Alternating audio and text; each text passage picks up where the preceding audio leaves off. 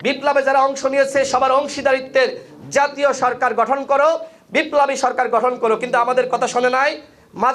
মাজা ভাঙ্গা ব্যক্তিবর্গ নিয়ে মাজা ভাঙ্গা একটি উপদেষ্টা পরিষদ তারা গঠন করেছে, যারা এখন দেশ চালাতে পারছে না। তাদের অবস্থা এমন হয়েছে, ছেড়ে দেমা কেন্দে বাছি। গত 5.5 মাসে এখনো পর্যন্ত শেখ পরিবারের যারা ছিল তাদেরকে ধরতে পারে নাই। এখনো পর্যন্ত আওয়ামী লীগের হাইকমান্ডে যারা ছিল ধরতে পারে নাই।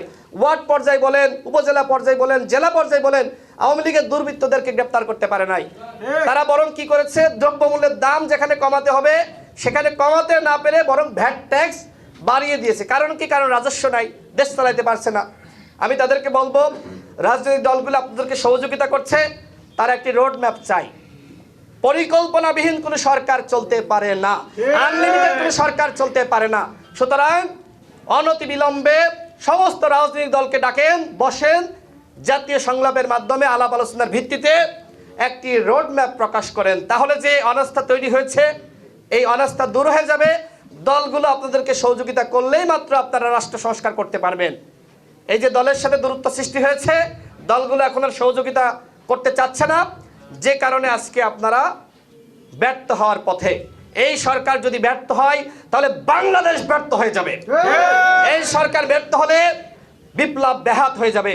সুতরাং সরকারকে বলবো, আপনাদের উপলব্ধির জায়গায় পরিবর্তন হওয়া দরকার। দলগুলোর সাথে সম্পর্ক তৈরি করুন।